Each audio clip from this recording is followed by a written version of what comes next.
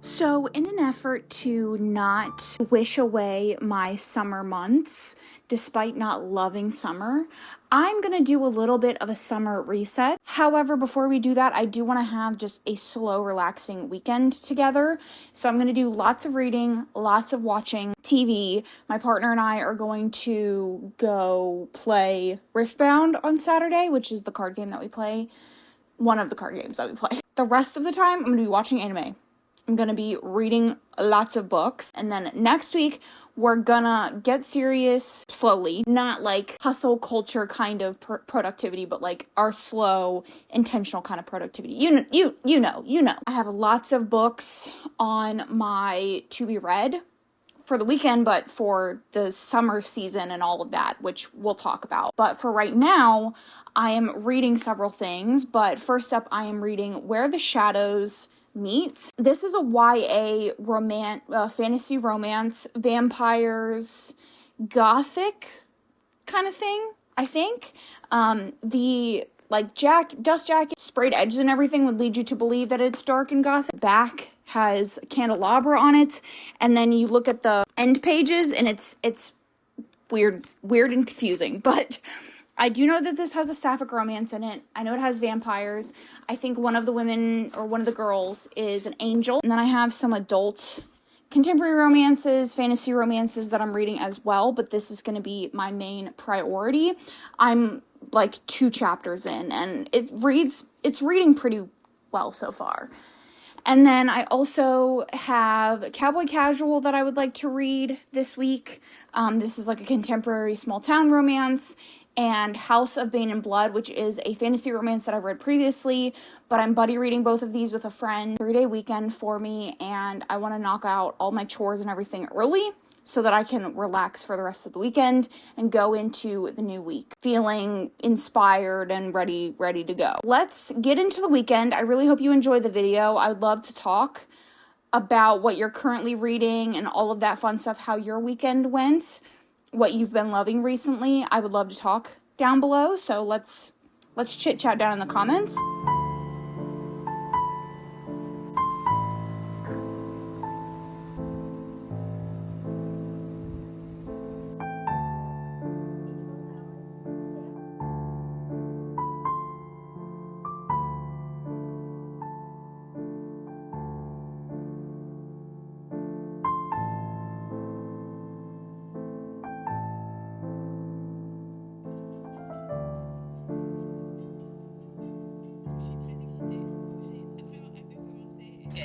It's just the yolks, which you sieve in.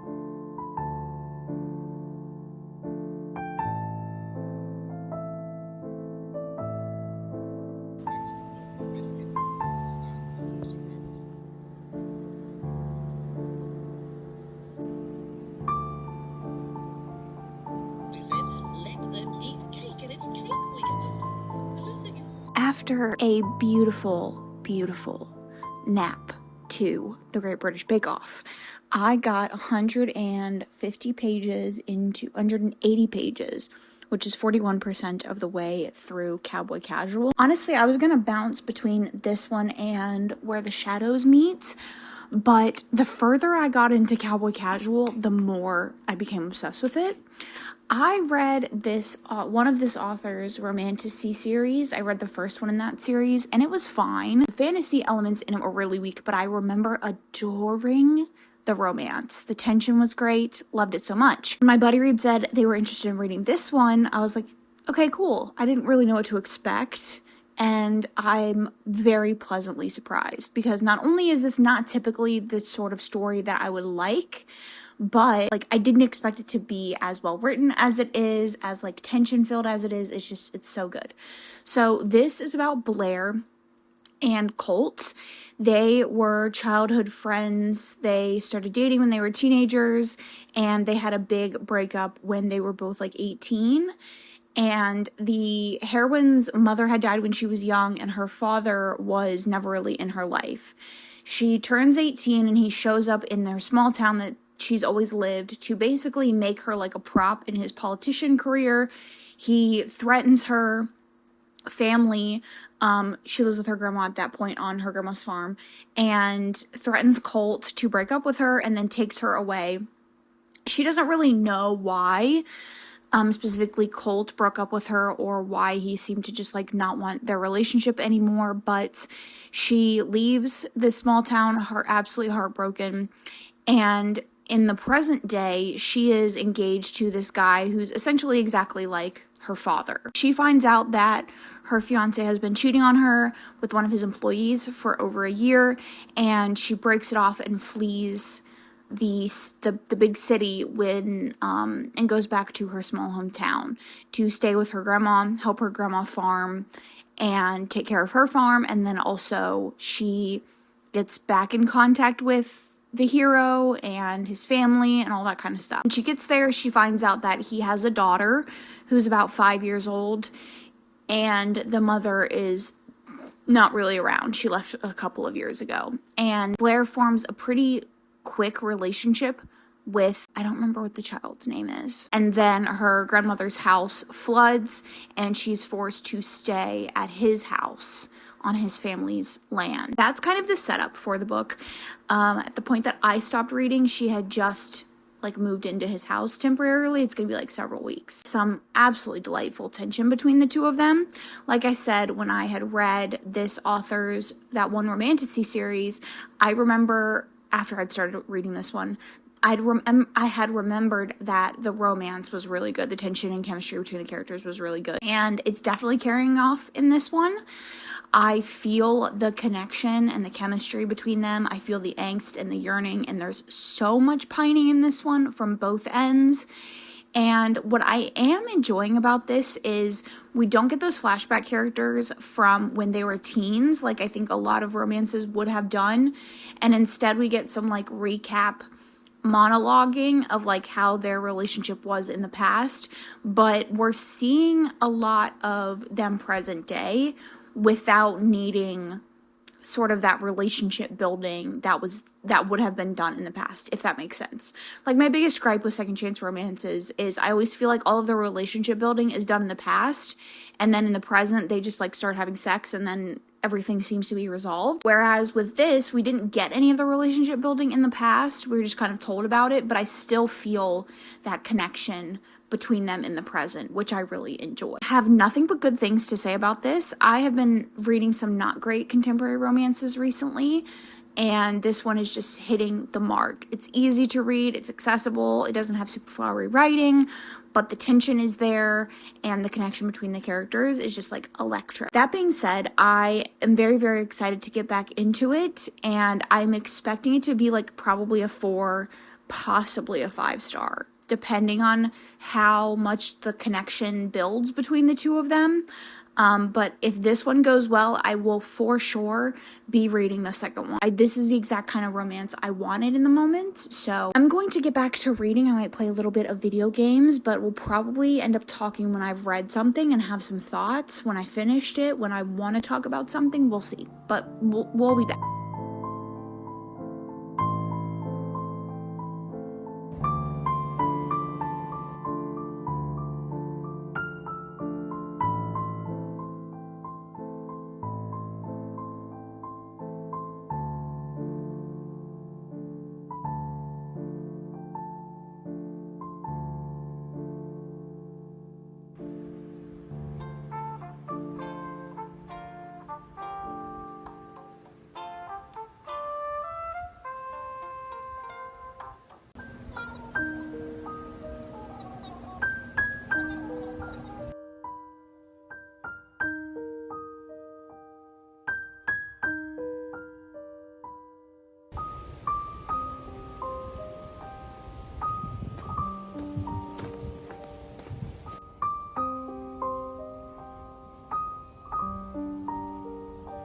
I was hoping to catch the hike before the rain hit, but it's so humid out that I kind of would be not mad if it rained while I'm out here.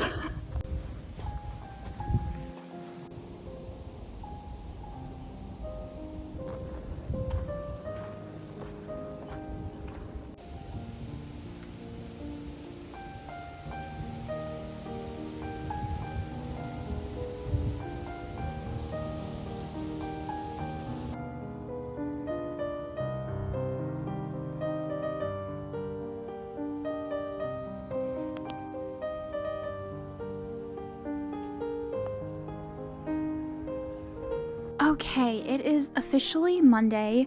I have done my hike, had my lunch, had my shower, all of that stuff.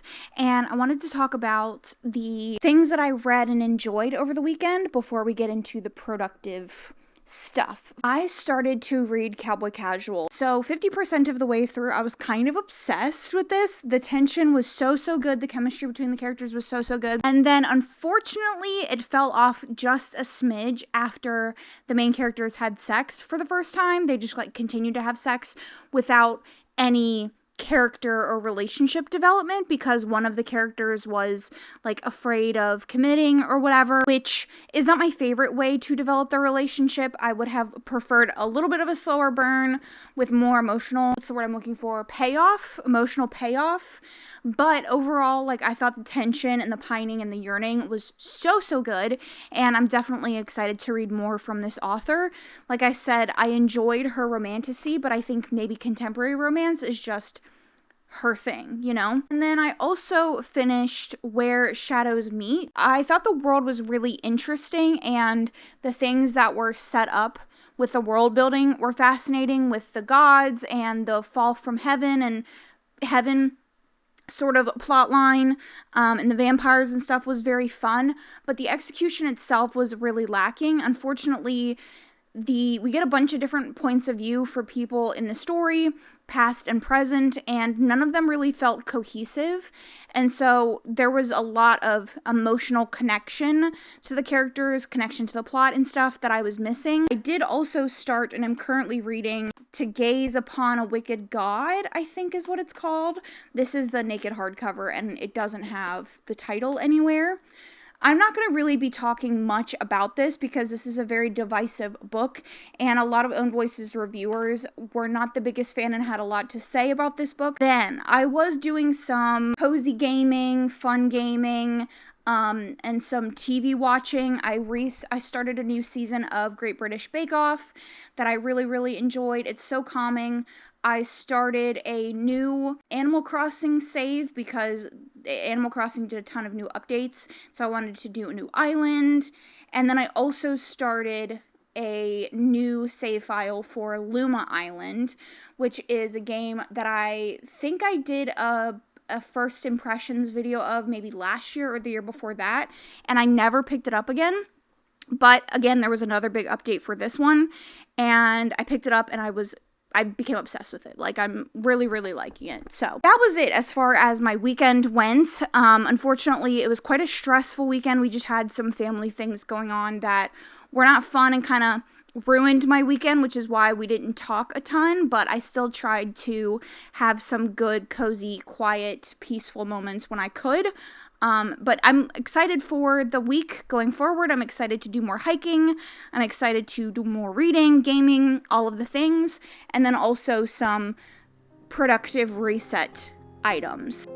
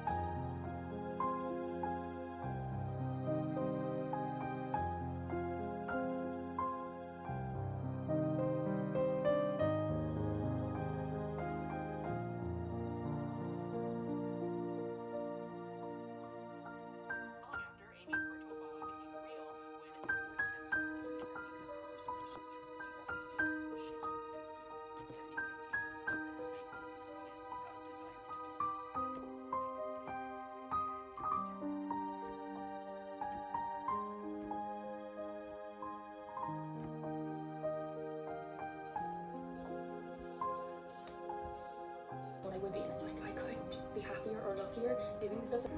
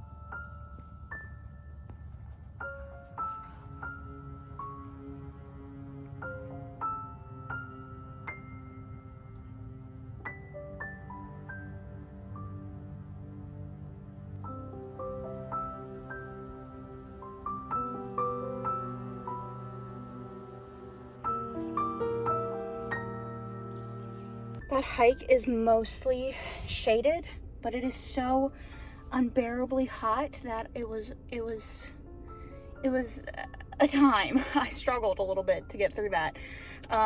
Usually the last like mile, 2 miles of that hike is the good part because the first mile is basically all uphill, but that was just a nightmare the whole time. But now I have an hour commute to decide if I want to go to the library because I do have quite a hectic rest of my week. And this is like really the only day to go to the library. So I do need to pick up some orders online, like some things that I requested online. But I want to do some browsing as well. So we'll think about that on the drive.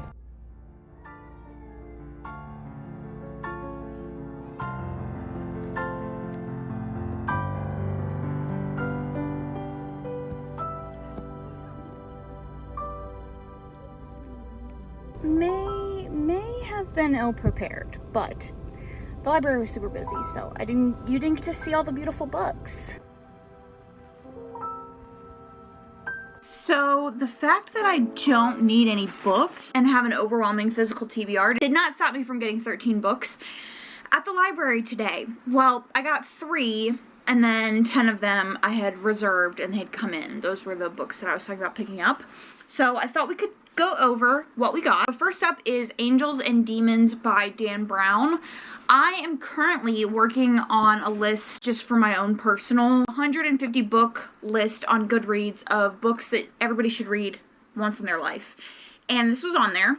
I have always been interested in reading Dan Brown, and so I saw it and took the opportunity to pick it up.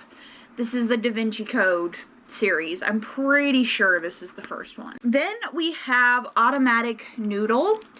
I have recently been hearing really good things about this. I don't know if it's a new release, but this is a sci-fi, and I think it's about like sentient technology. Not like how we know AI now, but a different type. And it says a cozy near future novella about a crew of leftover robots opening their own noodle shop. Next, we have This Could Be Us and Before I Let Go by Kennedy Ryan. This is a series on my TBR that I have had on my TBR for a long time. I do have the audiobooks of these, but I kind of want to read them physically and also listen to the audiobooks. So I just picked up the first 2.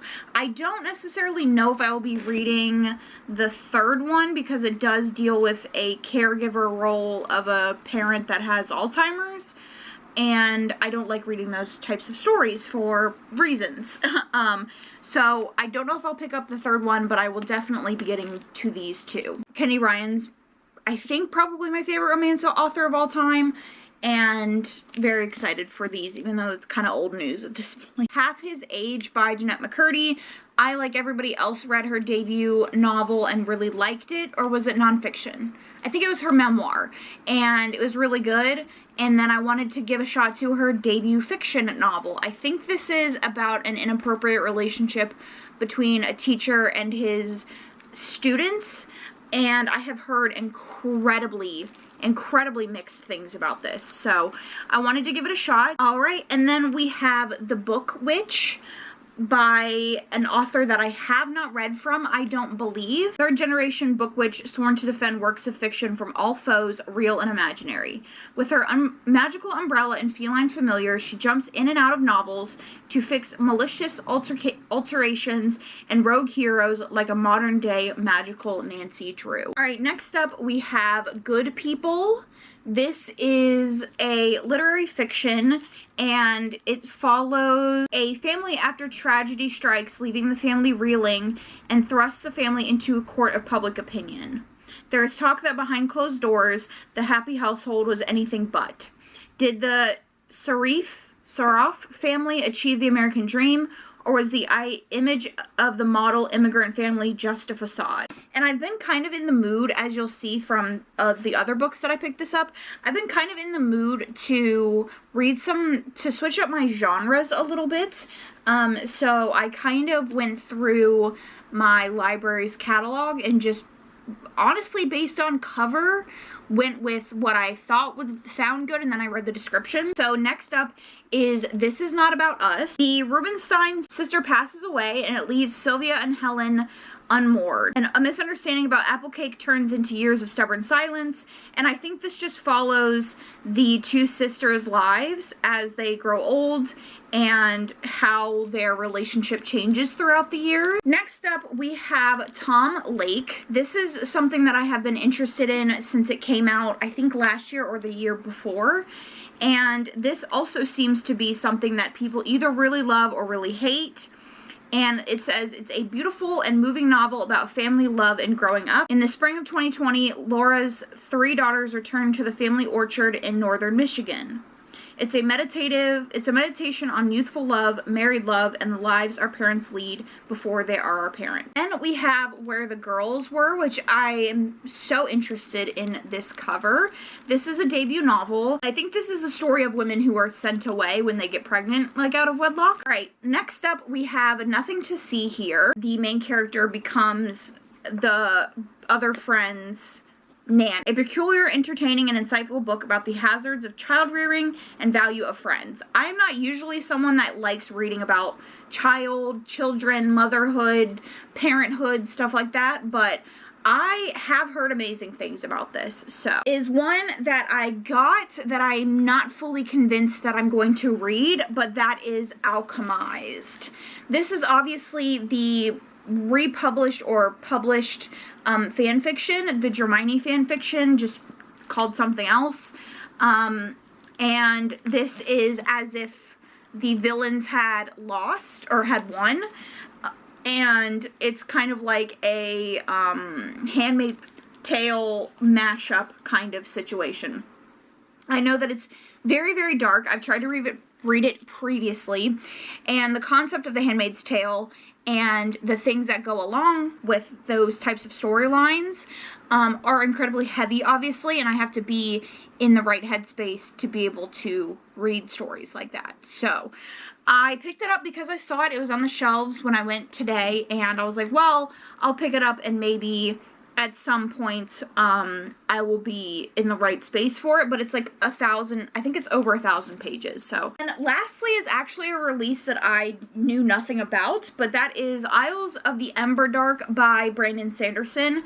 This is part of his Cosmere. This is about Six of the Dusk, a trapper of supernatural birds that his people bond with on a deadly island. There's something about a ship and trying to save his people. So, the art's cool, the end pages are cool, so I love the cover, and I'm fascinated to see where we go.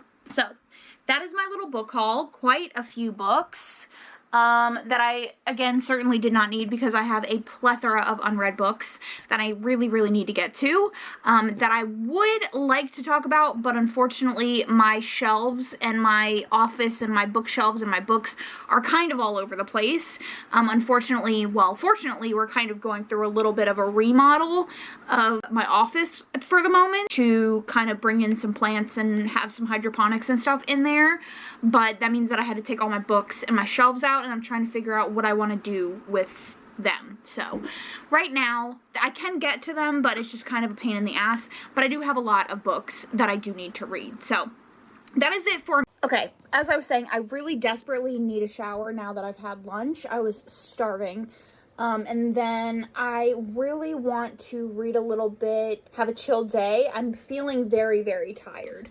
I don't usually do this trail that I did. I don't usually do it back to back. I usually will intersperse other trails. I was already feeling a little bit low energy, and then doing that trail just kind of took it out of me. So I'm considering watching Downton Abbey again, because I have been listening to a lot of historical audiobooks, and it's really been putting me in a historical mood, and I want something drama-esque.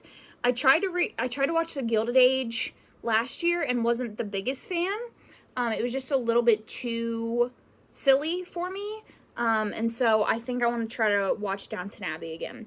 I watched it years and years and years ago, and then I got to a particular storyline, I think like 5 seasons in, that I just could not watch, and so I stopped. So I think I'm gonna restart, probably today, once I'm like all showered and clean and cuddled with my cats.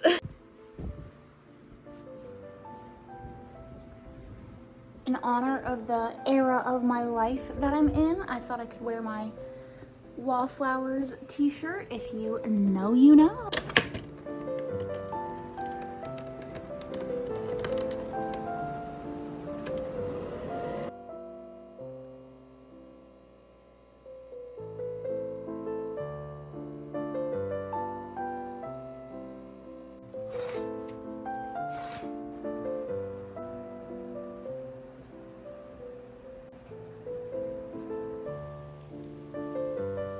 Downton Abbey series and the new movie Downton Abbey, A New Era.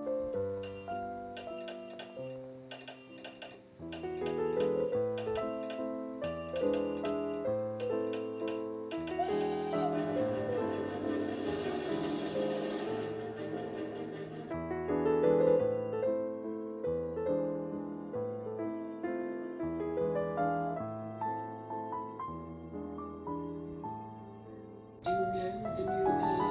Only that there is one. It's Robert's third cousin, but removed. I have never, to my knowledge, set eyes on him. Is Robert coming round?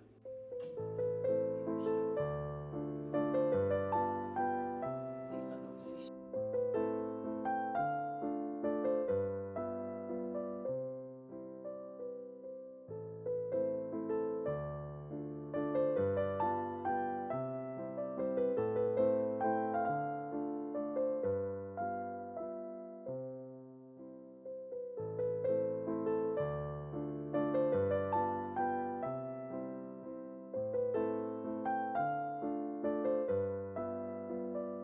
Behind us like a starlit river. At last, some breathless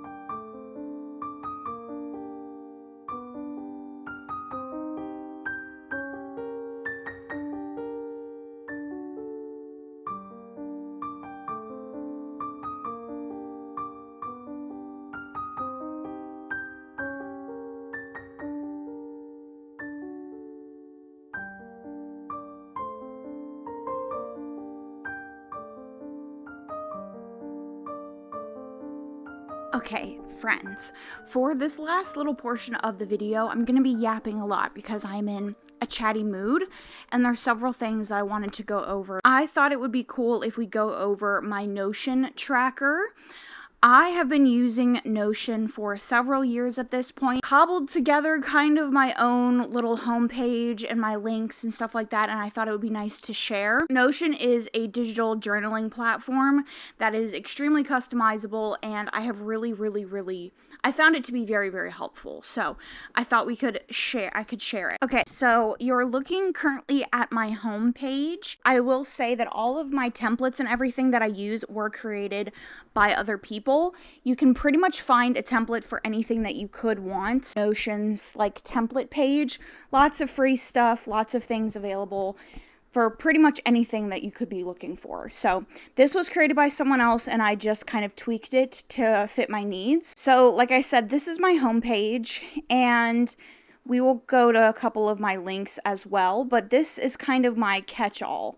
So we have a list of tasks, some general to-dos that are more of a daily to-do. This is where I do all of my video planning. I can create little events for the video that I'm currently working on, and then I can do notes within it. So like this, as you can see, I've titled it already. I have some books, movies, and stuff that I want to talk about. It's a good way to keep track of that kind of stuff and keep it all in one place. Then we have notes. I use this as like an upcoming event sort of situation, so appointments that I have that I need to remember, events, things like that. And then this is like a quick snapshot of some of my 2026 goals that I have down below.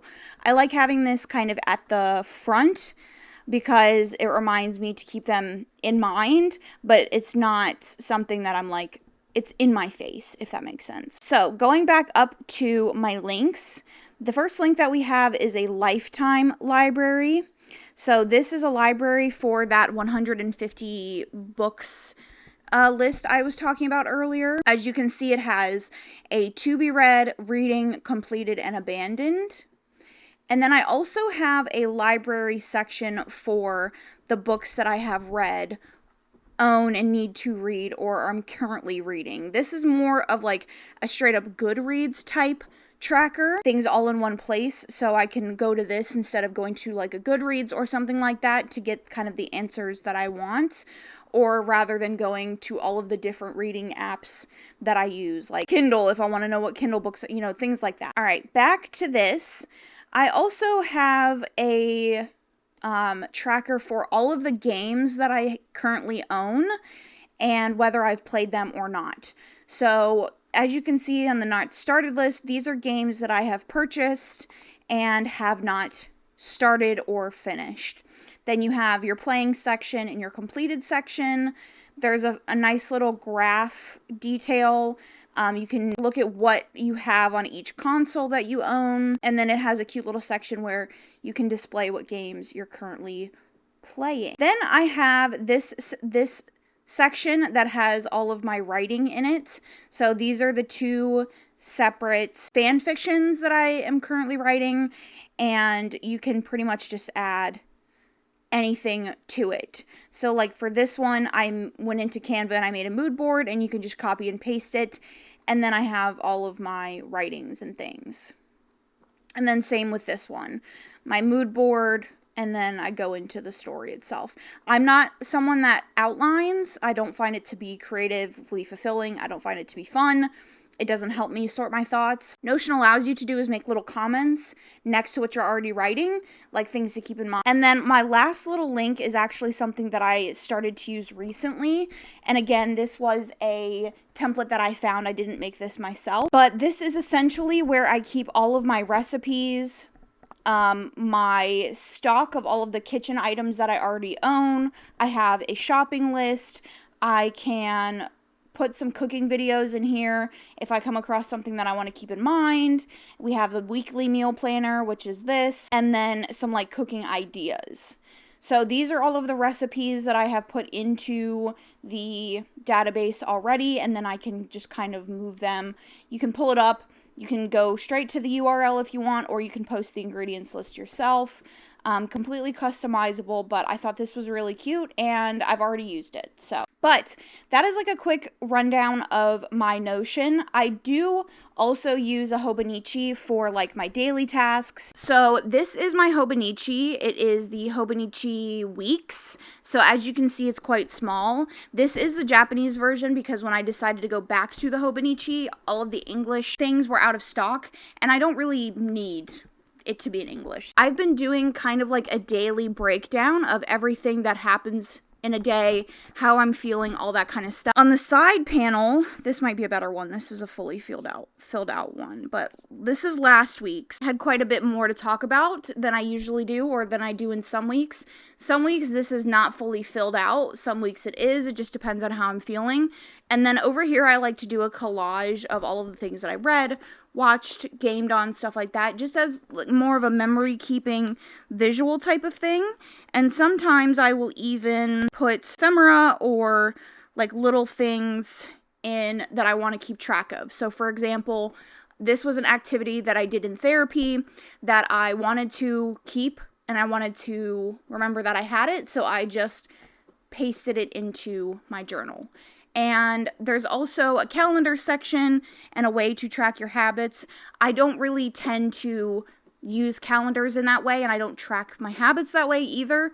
I use the Finch app for habit tracking, but this is super useful for like memory keeping, getting my thoughts out. This is also really good for noticing things that continually come up. So like thoughts, fears, resentments, things that constantly come up. I can look back at and think like, and see like, oh, this day, this is how I was feeling. And then the next day I was feeling the same way. And this thought or this feeling kept coming up again and again. So maybe I need to, look into it. I would say I use this more than Notion. Notion is more of like a planner. This is more of like a straight journal. But those are the journals that I use every single day. I also do have, that is a bullet journal, and I've been using it as a reading journal. I haven't updated it in quite a while, but I just put all my 5 stars in there, all of my favorites, things that I want to talk about, that kind of thing. So I have this. And then I also have this journal that I was originally using as sort of a diary. And then I think that I want to set it up as a commonplace. I just don't know what exactly I want to fill it with quite yet. I have done enough talking. That is the end of this video. I wanted to do kind of a summer reset, but more like getting things done and also having some comfort, some slow productivity, not rushing myself, getting things done in my own way rather than forcing myself to like put my nose to the ground and like grind away, if that makes sense. So I would love to talk down below about like what your reset routine looks like. Do you try to get everything knocked out all at once? Do you take it really slow? I would love to talk. I would also love to just talk down below about how you're doing. How's your week been? All of that kind of stuff. Also, don't forget to subscribe if you haven't already and you're looking for more videos like this. I try to post once a week, little vloggy moments. So if you liked this, subscribe. And thank you so much for watching. I will catch you guys in my next one.